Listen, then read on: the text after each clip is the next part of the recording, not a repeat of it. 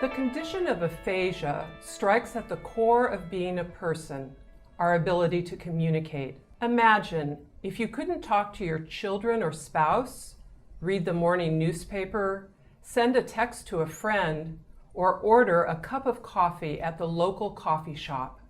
How much of today did you spend either talking, listening, reading, or writing?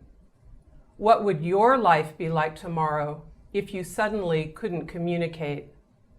Aphasia alters life profoundly and calls for a holistic intervention approach that returns the stroke survivor to living his or her life to its fullest potential.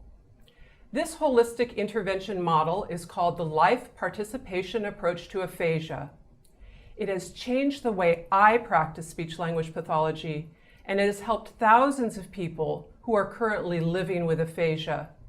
And with your assistance, it can help thousands more. When I first started practicing speech-language pathology more than 30 years ago, I was taught an approach that focused on a medical model of healthcare. This medical model considered a person with aphasia as someone who was ill, needing the care of healthcare experts to fix or cure their condition. However, cure is not always possible for people with aphasia. Even with excellent therapy, people with aphasia may be left with significant language impairment due to the size and location of the stroke in their brain. When I practiced under the medical model of healthcare, I found that the people I worked with could often gain some success in communicating with me in the therapy room, but they were typically unable to use these therapy gains where and when they needed it most, at home with their family members or with others in their social circles or in the wider community. And after therapy ended, these people with aphasia often became isolated and withdrawn. I felt that I had failed as a therapist, and my patients with aphasia felt as though they had failed as well. My success as a therapist changed when I embraced a social model of healthcare. A social model sees communication access for people with aphasia as being the responsibility of everyone: the person with aphasia, family members, healthcare workers, and community, businesses, and organizations. People with aphasia are seen as important experts about their condition and take the lead in deciding what they want to communicate and who they want to communicate with. The speech-language pathologist is the coach who figures out the best way to achieve their individual, meaningful goals. And just like a wheelchair ramp is designed to offer people with physical challenges access to healthcare, businesses, and life in general, communication access is essential for people trying to navigate life with aphasia. Everyone becomes a critical partner by making their homes, businesses, and services accessible for communication. Participating in activities of one's choosing is at the core to well-being. The Life Participation Approach to Aphasia provides a framework for all healthcare professionals to work on meaningful communication changes by creating communication access at all levels of healthcare.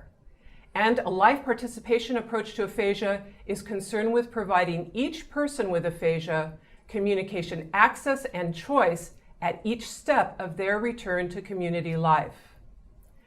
The Life Participation Approach begins the moment paramedics or emergency personnel answer that 911 call.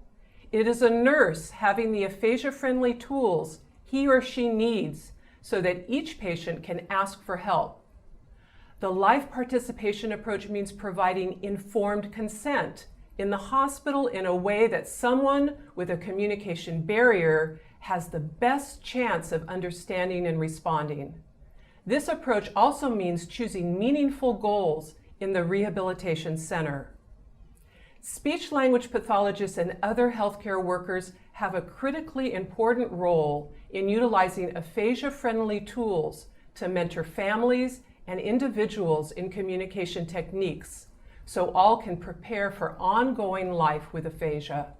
And importantly, The life participation approach is about assisting people with aphasia in re-engaging in activities of choice for the rest of their lives.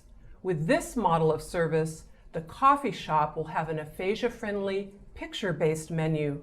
Not only will this help people with aphasia, it will also help non-English speakers and all people who know more than they can say. Changing outcomes for people with aphasia depends on each of us. Speech-language pathologists may deliver the specific treatments to improve communication skills, but people with aphasia depend on a broad continuum of people who step up, gaining the knowledge and training they need to adapt everyday environments within their sphere of influence. This is why the life participation approach to aphasia is so exciting to me. People with aphasia don't have to be isolated and withdrawn. Instead, they can get back to their lives and re-engage in the world all around them. I hope you will join me and others in creating a world where all people with aphasia participate fully in life.